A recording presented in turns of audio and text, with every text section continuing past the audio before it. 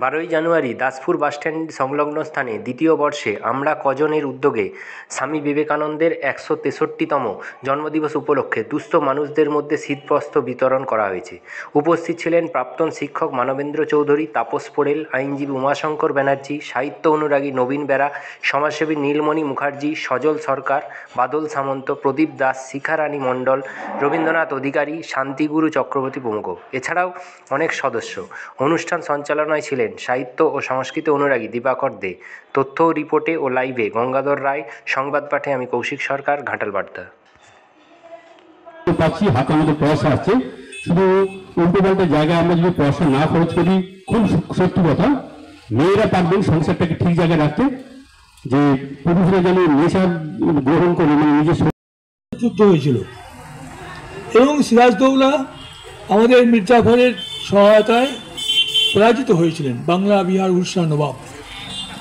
এই যে ইংরেজ যে এলো, বণিকের মানদণ্ড দেখা দিল রাজদণ্ড রূপে, এই জায়গাটা এসে আমাদের সভ্যতা, আমাদের সংস্কৃতি, আমাদের যে কুসংস্কার ইত্যাদি বিষয়গুলো ওই সময়তে ছিল, তার পরিবর্তন ঘটল, রেনেসাঁ জাগলো।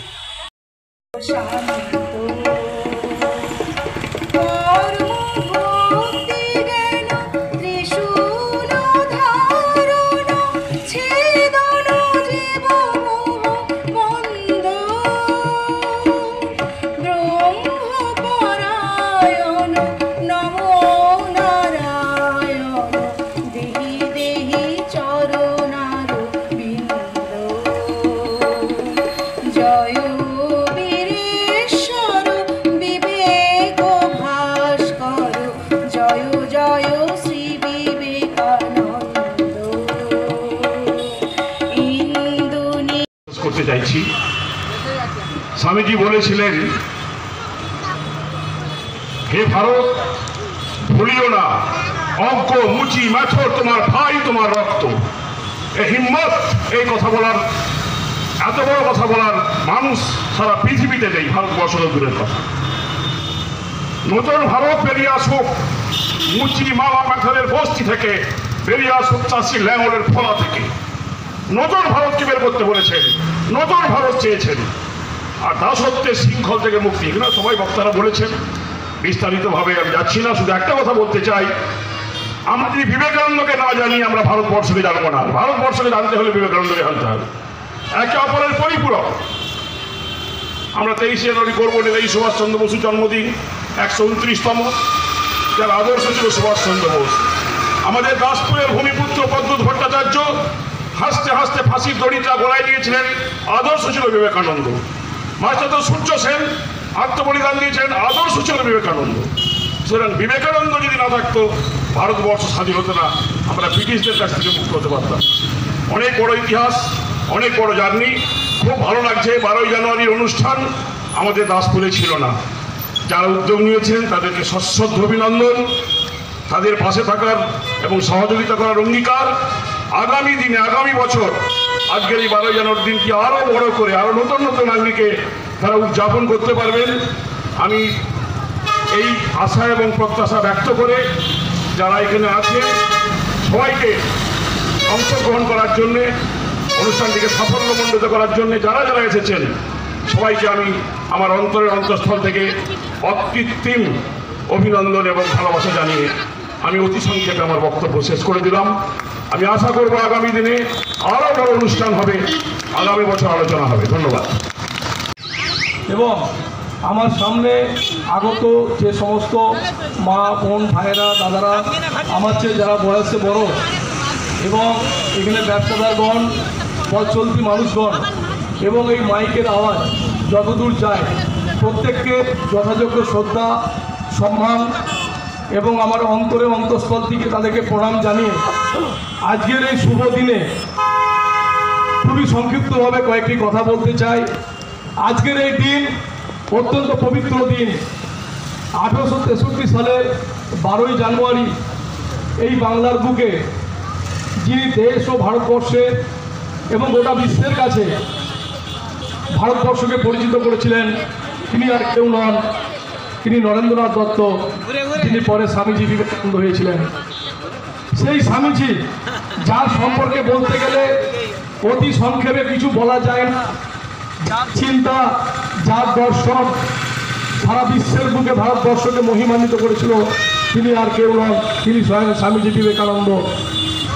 আমার আগে পূর্বোক্ত বক্তারা বলে গেছেন যে স্বামীজি দেশ তথা বিশ্বের কাছে ভারতবর্ষকে কোন জায়গায় পৌঁছিয়ে দিয়েছিলেন। 1757 সালে পলাশী যুদ্ধের পর এই ভারতবর্ষ যে অন্ধকারাচ্ছন্ন দিকে এগিয়ে গিয়েছিল, সেই ভারতবর্ষকে আধ্যাত্মিকতাবাদের মধ্য দিয়ে চিন্তা, চেতনা, জাগরণ এবং বিজ্ঞান মনস্বতার দিকে এগিয়ে নিয়ে গিয়েছিলেন স্বামীজি বিবেকানন্দ। সেই স্বামীজি বিবেকানন্দ অনুভব করেছিলেন যে ঈশ্বর আছে মানুষের মধ্যে। তাই তিনি বলেছিলেন, জীবে প্রেম করে যেই জন সেই জন সে বিষে ঈশ্বর। প্রতিটি মানুষের কাছে আমাদের পৌঁছাতে হবে। যে সমস্ত মানুষ যারা দিন দুঃখী মানুষ, তাদেরকে সেবা করতে হবে এবং তাদের পাশে আমাদেরকে দাঁড়াতে হবে। তাই তিনি বলেছিলেন, জীবে প্রেম করে যেই জন সেই জন সে বিষে ঈশ্বর। একটি 32তম আইনজীবী পরিবারে জন্ম হলেও তার পিতার মৃত্যুর পর যে কষ্ট তিনি অনুভব করেছিলেন, তাই তিনি শ্রী রামকৃষ্ণ পরমহংসদেবের কাছে ছুটে গেলেন। শ্রী রামকৃষ্ণদেব তাকে বলেছিলেন, তোর দুঃখ কষ্ট সব লাঘব হয়ে যাবে, তুই মাকে ডাক। তো মায়ের কাছে গিয়েছিলেন স্বামীজি, কিন্তু 3 বার তিনি গিয়েছিলেন মায়ের কাছে, কিন্তু মা কালীর কাছে যে তিনি শুধু বলেছিলেন, আমাকে জ্ঞান দাও, বুদ্ধি দাও, বৈরাগ্য দাও, কিন্তু টাকা পয়সা, পার্থিব সুখ তিনি ভগবানের কাছে চাইতে পারেননি। এবং আমরা সকলেই জানি, স্বামীজি বলেছিলেন, নিজেকে দুর্বল ভাবা মহাপাপ। আমরা যা চিন্তা করব আমরা তাই হয়ে যাব। আমাদের চিন্তা ভাবনা যেন উন্নত হয় এবং এই চিন্তা ভাবনার মধ্য দিয়ে আমরা যাতে মানুষের পাশে দাঁড়াতে পারি। এবং তিনি শিকাগো ধর্মসভায় তিনি ভারতবর্ষের যে আধ্যাত্মিকতাবাদ তিনি তুলে ধরেছিলেন এবং তিনি বলেছিলেন, প্রত্যেকটি নিরন্ন মানুষ, বিপন্ন মানুষ, আর্থসামাজিকভাবে যারা পিছিয়ে আছে সেই সমস্ত মানুষের পাশে দাঁড়াতে হবে। আমরা নিজেরাই জানি না আমাদের মধ্যে কতটা ক্ষমতা আছে, কি অসীম সম্ভাবনা, কি উদ্ভাবনী শক্তি নিয়ে আমরা এসেছি। এবং উনি বলেছিলেন মাত্র 25 বছর বয়সে যে আমি আমার জীবনে 40টা বছর পার করতে পারবো না। ঠিক তাই হয়েছিল। 1902 সালে মাত্র 39 বছর বয়সে তিনি এই পৃথিবী ত্যাগ করেছিলেন।